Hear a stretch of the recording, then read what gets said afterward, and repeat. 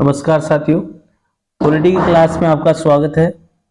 हमारे जो टॉपिक चल रहे थे कंटिन्यू साथियों, इंडियन थिंकर्स के बारे में हम चर्चा कर रहे थे।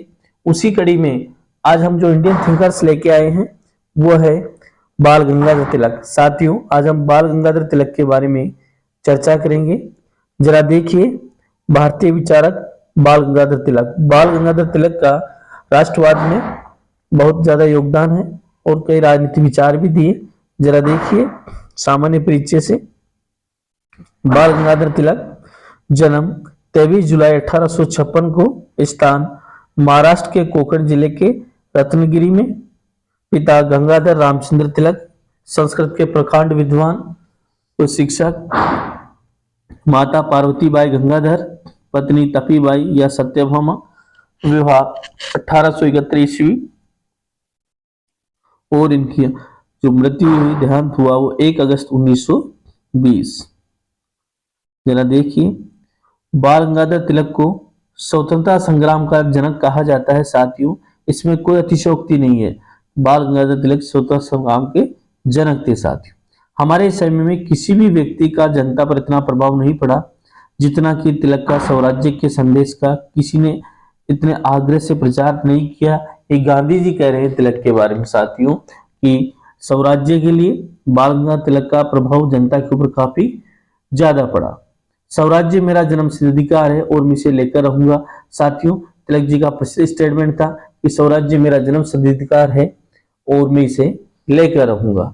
आगे देखिए, तिलक का महान नारा ही भारत में राष्ट्रीय आंदोलन में उग्र राष्ट्रवाद की धारणा का प्रमुख विचार है।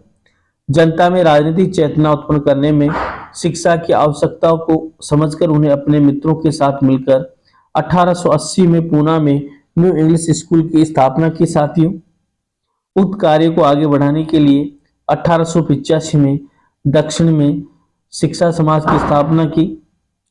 तिलक ने 1889 में कांग्रेस से जुड़े व जनता को कांग्रेस से जोड़ने व कांग्रेस को एक सक्रिय संस्था बनाने का प्रयास किया। साथियों, जन जागृति हेतु 2 साप्ताहिक पत्रों केसरी मराठी में एवं मराठा अंग्रेजी का प्रकाशन शुरू किया।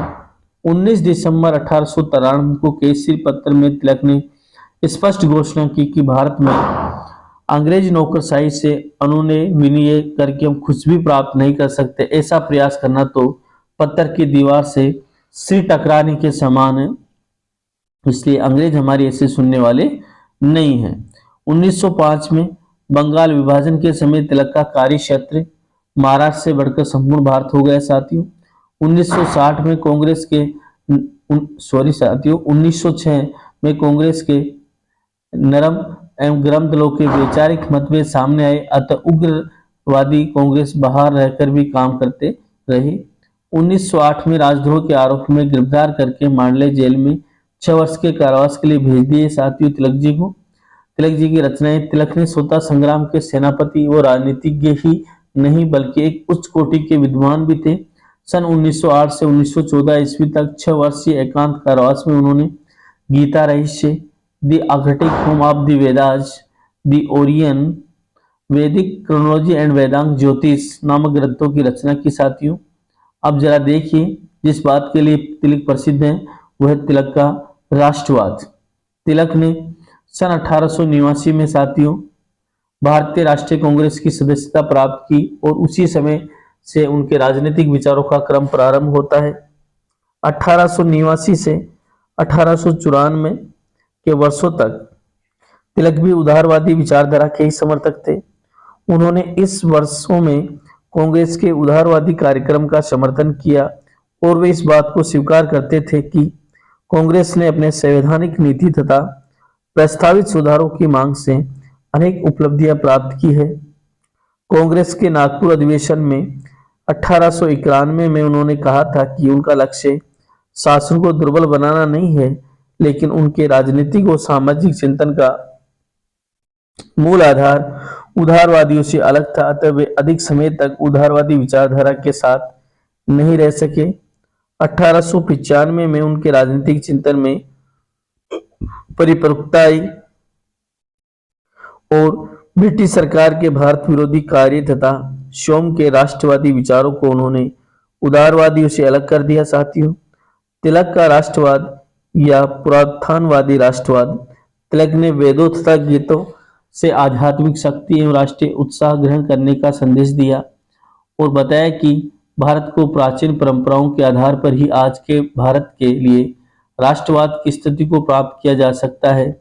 इस प्रश्न पर उन्होंने अपने विचार व्यक्त करते हुए मराठा पत्र में लिखा, सच्चा राष्ट्रवादी पुरानी नींव पर ही निर्माण करना चाहता है। जो सुधार पुरातन के प्रति घोर असम्मान की भावना पर आधारित है, उसे सच्चा राष्ट्रवादी रचनात्मक कार्य नहीं समझ सकता। हम अपनी संस्थाओं को ब्रिटिश ढांचे में नहीं ढालना चाहते। सामाजिक तथा राजनीतिक सुधार के नाम पर हम उनको अंतर्राष्ट्रीयकरण नहीं करना चाहते। तिलक ने भारतीयों में ये भावना उत्पन्न करने का अथक प्रयास किया। उन्होंने कहा कि गीता और वेदों के महान संदेशों में नई शक्ति व नई चेतना ग्रहण करनी चाहिए। ऐसा करने से भारत आध्यात्मिक शक्ति प्राप्त करेगा, जिसके बल पर ब्रिटिश नौकरशाह से टक्कर लेकर स्वराज्य प्राप्त किया जा सकेगा। ये देखिए, राष्ट्रवाद एक आध्यात्मिक और मनोवैज्ञानिक धारणा थी। तिलक के अनुसार जरा देखिए, तिलक का कहना था कि प्राचीन काल में आदिम जातियों के मन में अपने कबीले के प्रति जो भक्ति भावना विद्यमान थी, उसी का आधुनिक नाम राष्ट्रवाद है और इस राष्ट्रवाद का संबंध तीव्र संवेगों तथा अनुभूतियों से होता है। तिलक की मान्यता थी कि जो राष्ट्रवाद राष्ट्रीय एकता पर आधारित होता है, वही सच्चा और स्वस्थ राष्ट्रवाद है। राष्ट्रीय एकता यूनिटी की बात की साथियों, जरा देखिए, तिलक प्रत्येक कार्य व प्रत्येक भाषण में राष्ट्रीय एकता की बात करते थे। उनकी भावना राष्ट्रीयता में सर्वोपरि थी, चाहे वह धार्मिक भाषण हो या राजनीतिक हो, सामाजिक हो या कोई अन्य। तिलक ने भारत में एकता की स्थापना का मार्ग बताते हुए साथियों कहा कि विभिन्न मतों के बीच एकता स्थापित करने का प्रयत्न करें तो एक महान शक्ति बन सकता है। जब तक आपस में मतभेद हैं और हम विभाजित हैं, तब तक हम हिंदुओं को के रूप में आगे नहीं बढ़ सकते। तिलक ने आध्यात्मिक और सांस्कृतिक स्वरूप प्रदान करने का प्रयास किया साथियों। इस उद्देश्य से तिलक ने गणपति व शिवाजी उत्सव मनाना शुरू किया। तिलक की मान्यता थी कि इन उत्सवों का आयोजन प्रतीक स्वरूप है, जिनसे राष्ट्रवाद की भावना सॉरी साथियों पनपती है। राष्ट्रीय उत्सव, राष्ट्रीय गान, राष्ट्रीय ध्वज आदि देशवासियों के संवेग व भावों में तीव्रता लाते हैं। तिलक के राजनीतिक विचार देखिए साथियों। बंगाल विभाजन की घटना 1905 बंग भंग। बंगाल विभाजन की घटना ने बंगाल की राजनीतिक विचारों को एवं बुद्धिजीवों को अत्यधिक प्रभावित किया और लॉर्ड कर्जन की प्रशासनिक नीतियों के विरोध में आंदोलन होने लगे। इस घटना के बाद ही लाल बाल पाल भारत में उग्र राष्ट्रीयता की मूर्ति बन गए। तिलक ने अपने पत्रों एवं विभिन्न प्रयासों के द्वारा कांग्रेस को जन आंदोलन में बदल दिया। उनके विभिन्न भाषणों में व्यक्त विचारों के आधार पर उनके प्रमुख राजनीतिक विचार निम्नलिखित हैं। देखिए जरा, पहला, स्वराज्य लक्ष्य की योजना। 1907 के सूरत विभाजन से पूर्व तिलक ने अपने राजनीतिक उग्र विचारों को अपने भाषण में स्पष्ट करते हुए कहा, हमारा उद्देश्य स्वशासन है और इसे यथाशीघ्र ही हम प्राप्त करना चाहिए। राष्ट्र आतंकवादी दमन के लिए नहीं है। आप लोग डरपोक व कायर ना बने। जब आप अब स्वदेशी को स्वीकार करते हैं तो आपको विदेशी का बहिष्कार तो करना ही होगा। हमारा उद्देश्य पुनः निर्माण है। हमारा स्वराज्य का आदर्श विशिष्ट लक्ष्य है जिसे जन समुदाय समझे। दूसरा देखिए, संगठन शक्ति और आत्मनिर्भरता में विश्वास। तिलक ने 2 जनवरी 1906 को कलकत्ता में अपने एक भाषण में संगठन शक्ति तथा आत्मनिर्भरता में विश्वास व्यक्त करते हुए घोषणा की, प्रार्थना और विरोध के दिन बीत गए। हमारी प्रार्थनाओं को शासक नहीं सुनेंगे क्योंकि उनके पीछे दृढ़ संकल्प का भाव है। बंग भंग की शिकायत भारत का भावी आधार है। स्वदेशी स्वदेशी हमारी अंतिम पुकार है। इसी के सहारे हम आगे बढ़ना चाहते हैं, चाहे शासक कितनी ही अनुकनी करे। शासन से मोर्चा लेने के 2 ही उपाय है, स्वदेशी और राष्ट्रीय शिक्षा। तिलक के राजनीतिक विचारों का भारतीय जनता पर अत्यधिक प्रभाव पड़ा साथियों। राजनीति का भारतीयकरण जरा देखिए।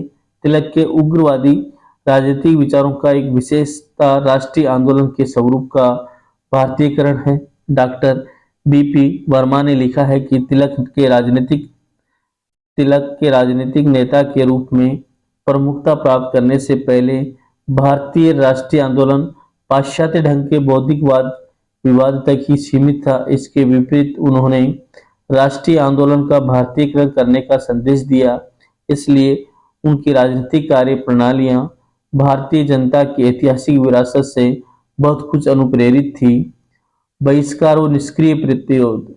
तिलक के उग्रवादी राजनीतिक चिंतन में एक तरफ राज्य का लक्ष्य था साथियों, दूसरी तरफ उनको प्राप्त करने की योजना ही थी, जिसे स्वदेशी वस्तुओं को अपनाना और विदेशी वस्तुओं का त्याग करना। निष्क्रिय प्रतिरोध का विश्लेषण करते हुए कहा कि जब सरकार द्वारा भारतीय जनता की मांग को ठुकरा दिया जाए तो उनका मुकाबला करने के लिए तिलक ने निष्क्रिय प्रतिरोध को समझाया। उनका कथन है कि नया दल चाहता है कि आप समझ ले कि आपका भविष्य पूर्णतः आपके हाथ में है और आप स्वतंत्र होना चाहते हो तो स्वतंत्र हो जाओ, और अगर आप भूमिसात होना चाहते हो तो भूमिसात हो जाओ। इस प्रकार साथियों तिलक के राष्ट्रवाद और राजनीतिक विचार इस प्रकार थे और तिलक का अटल लक्ष्य था कि स्वराज्य हमारा जन्मसिद्ध अधिकार है साथियों और हम इसे लेकर रहेंगे। इसी विचारधारा के साथ उसने राष्ट्रवाद को जन्म दिया और जनता में बहुत ही लोकप्रिय नेता हो गए और उनकी बातों पर जनता पर बहुत ज्यादा विश्वास करते थे। इस प्रकार साथियों ये भारतीय विचार तिलक जी के राजनीतिक विचार आप लोगों के लिए उनका राष्ट्रवाद प्रतियोगी परीक्षा की दृष्टि से भी और एकेडमिक क्लासे की दृष्टि से भी बहुत ही इंपॉर्टेंट है। धन्यवाद साथियों।